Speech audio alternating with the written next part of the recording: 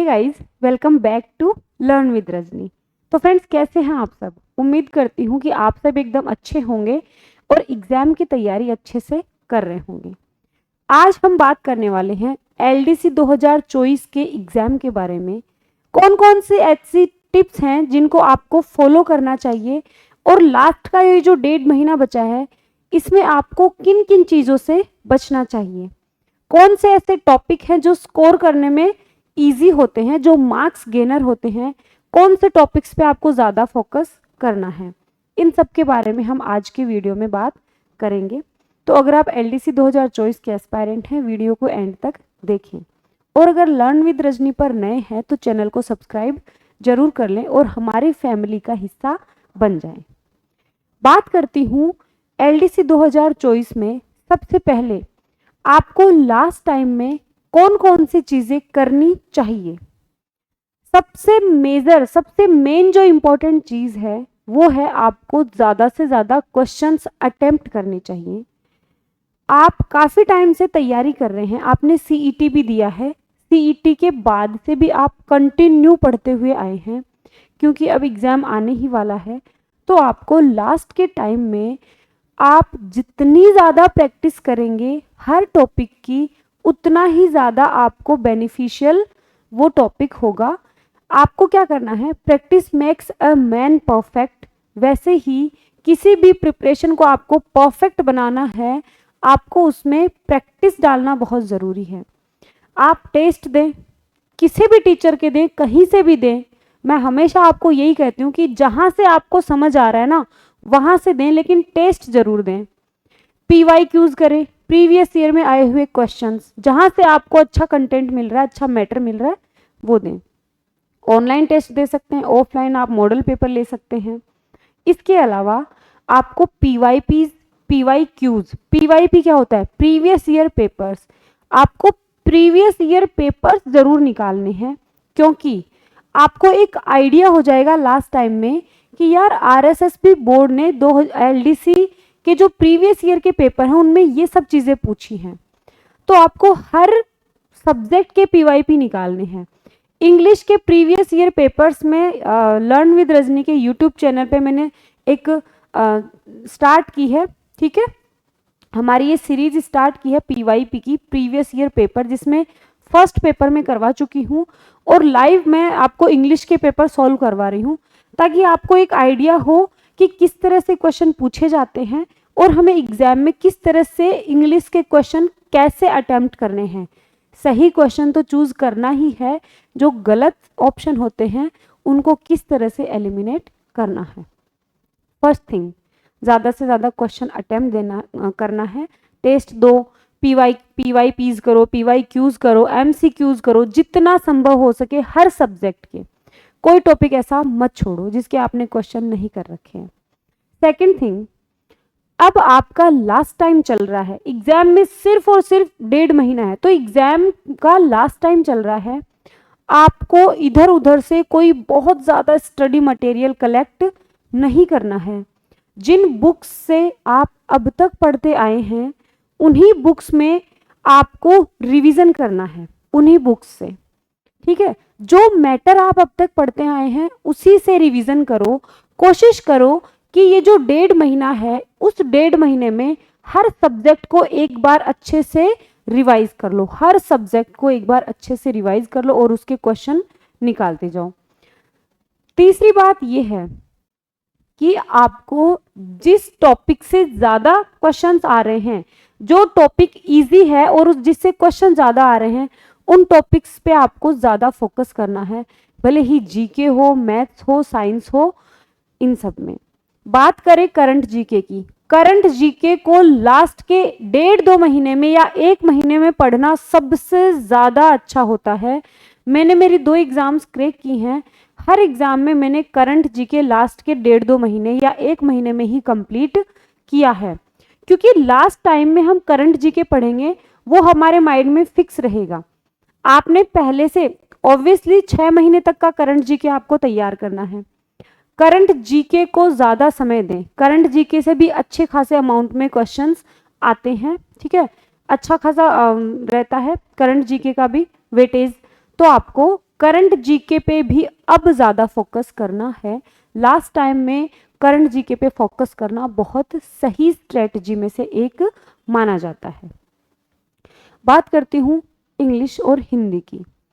English, Hindi और maths LDC 2024 या LDC के जो एग्ज़ाम है उसमें हिंदी, इंग्लिश और मैथ्स जो है ना वो ही नैया पार करवाती है बच्चों की। कई बच्चों की मैथ्स बहुत ज़्यादा अच्छी होती है, वो हिंदी इंग्लिश को थोड़ा ठीक कर लेते हैं। कई बच्चों की हिंदी इंग्लिश बहुत अच्छी रहती है, वो मैथ्स में थोड़ा ठीक होते हैं। तो ये 3 सब्जेक्ट्स हैं। आप पे आपकी कमांड जिस भी सब्जेक्ट पे है, क्योंकि अब कोई इतना टाइम नहीं बचा है कि आप शुरू से स्टार्ट करो और फिर आप सिलेक्शन लो, इतना टाइम तो रहा ही नहीं है। और आप जीरो तो हो नहीं, सीईटी पास करके आए हो, इतनी हाई जो मेरिट रही है उसको क्रॉस किया है आपने, ऑब्वियसली आप अच्छे से तैयारी करके आए हो, इसीलिए आप इस स्टेज पे पहुंचे हो कि आपने एक प्री एग्जाम फाइट किया है। लेकिन सीईटी पास करना नहीं पास करना वो सब अलग मैटर है। अब जो बंदा रिटन टेस्ट में फाइट करेगा, ठीक है, उसी को आगे टाइपिंग के लिए बुलाया जाएगा। कई बच्चे कमेंट करके ये भी पूछ रहे हैं कि अब हम टाइपिंग को कितना टाइम दें। देखिए, क्योंकि रिटन एग्जाम के मार्क्स भी आपकी फाइनल मेरिट बनाएंगे, तो अब आपको टाइपिंग में ज़्यादा टाइम वेस्ट नहीं करना चाहिए। इन माय ओपिनियन टाइपिंग को बहुत ज़्यादा समय मत दो, क्योंकि अब सिर्फ 1.5 महीना है। पहले हम बोलते थे कि आप टाइपिंग को साथ लेकर चलो, 10 मिनट, 20 मिनट, 30 मिनट, 40 मिनट या 1 घंटा दो। लेकिन लास्ट जो टाइम होता है उसमें आप टाइपिंग में दिमाग मत लगाओ, उसमें आप सिर्फ और सिर्फ रिटन एग्जाम पे फोकस करो। करंट की बात हो चुकी है, हिंदी इंग्लिश की बात करते हैं। हिंदी इंग्लिश में वोकेबुलरी अगर आपने अच्छे से कर ली, वोकेबुलरी एग्जाम्पल के लिए मैं कहूँ ग्लोसरी, ग्लोसरी अच्छे से कर लो, 10 क्वेश्चन पक्के हैं। हिंदी और इंग्लिश दोनों में 5-5 क्वेश्चन आएंगे, 9 से 10 क्वेश्चन पक्के हैं। ग्लोसरी को अच्छे से लर्न कर लो। प्रीवियस ईयर में आई हुई ग्लोसरी भी मैंने आपको करवा रखी है, ग्लोसरी को अच्छे से करना है। लेटर राइटिंग, क्योंकि हिंदी और इंग्लिश दोनों में लेटर राइटिंग के 4-4, 5-5 क्वेश्चन आएंगे, मिनिमम 4 तो आएंगे ही। ग्लोसरी हो गई, लेटर राइटिंग हो गई, ठीक है। उसके अलावा एक सेकेंड,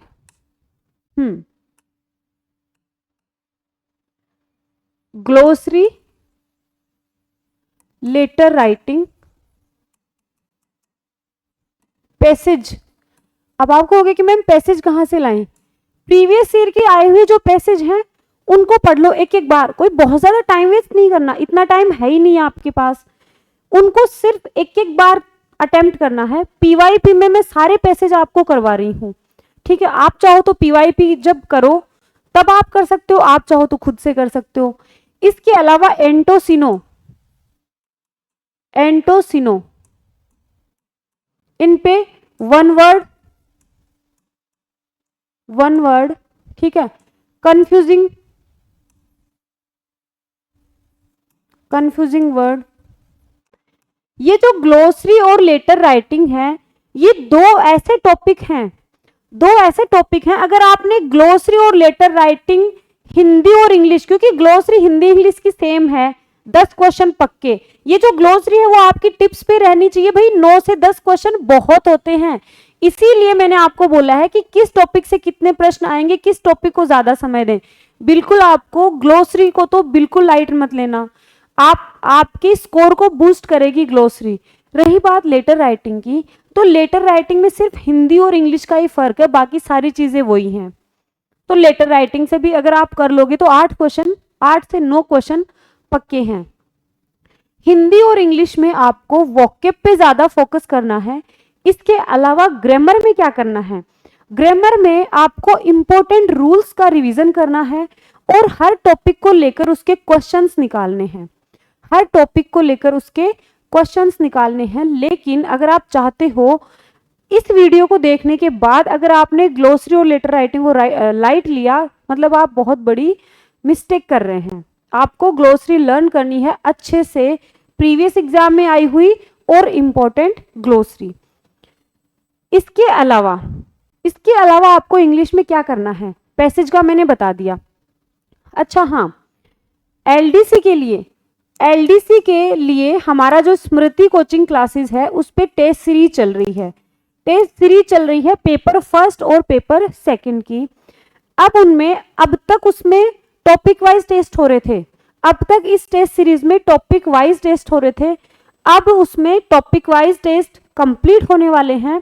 कुछ टाइम बाद उसमें फुल लेंथ टेस्ट स्टार्ट होंगे।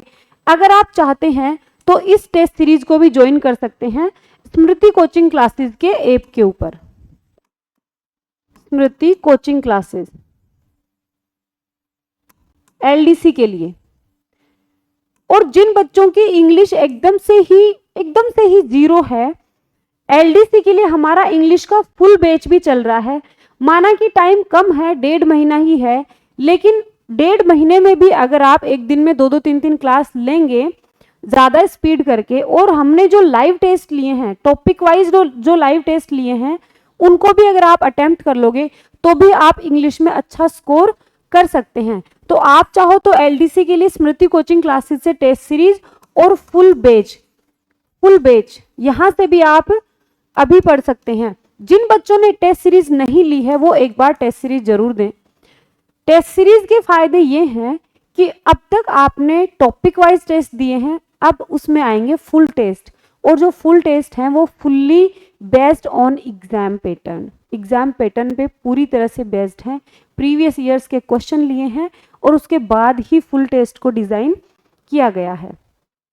तो ये सारी चीज़ें थी जो आपको लास्ट टाइम में फॉलो करनी चाहिए। इसके अलावा सिर्फ 1.5 महीना है, बाहर जाना, कहीं भी जाना, घूमना फिरना सब एक बार त्याग दो। खुद को डिसिप्लिन में रखो, सेल्फ मोटिवेशन में रहो, क्योंकि सेल्फ मोटिवेशन से बढ़कर कुछ नहीं है दुनिया में। ना मेरी कही हुई बात आपको मोटिवेट कर सकती है, ना किसी और की कही हुई बात आपको मोटिवेट कर सकती है। हम सिर्फ आपको गाइड कर सकते हैं। मोटिवेशन अगर आपको कोई देगा तो वो आप स्वयं हैं। अच्छा, आप एक रूटीन सेट करिए, अच्छा टाइम टेबल बनाइए, जो टॉपिक्स आप कर चुके, क्योंकि इतना टाइम नहीं हुआ है कि हर टॉपिक को डीपली पढ़ो। जो टॉपिक आप कंप्लीट कर चुके हैं उनको रिवाइज करिए, उनके क्वेश्चंस निकालिए। वोकेबुलरी, इंग्लिश वोकेबुलरी और हिंदी वोकेबुलरी, उसको अच्छे से खींच दो। करंट जीके को अच्छे से खींच दो। ओके, साइंस में जो टॉपिक जहां से ज्यादा क्वेश्चंस आने की पॉसिबिलिटी है वहां उन टॉपिक्स को आप ज्यादा टाइम दें जहां से ज्यादा क्वेश्चंस आएंगे। राजस्थान जीके में हिस्ट्री की बात करूं तो हिस्ट्री पे फोकस ज्यादा ना करके आपको राजस्थान की ज्योग्राफी और कला संस्कृति पे ज्यादा फोकस करना चाहिए। तो ये कुछ बहुत छोटी छोटी चीजें हैं जिनको अगर आप फॉलो करोगे, ये लगती तो बहुत छोटी हैं लेकिन इनके जो इम्पैक्ट होते हैं वो बहुत अच्छे होते हैं। तो ये था आज की वीडियो में। उम्मीद करती हूँ कि आज की वीडियो आपको पसंद आई होगी। अगर आप एलडीसी 2024 के एस्पायरेंट्स हैं, I wish you all the very good luck. आपकी तैयारी अच्छे से चले और आप जब एग्ज़ाम देकर आएँ तो एक पॉजिटिव माइंड के साथ बाहर निकलें कि हाँ, मेरा पेपर बहुत अच्छा गया है। Thank you so much.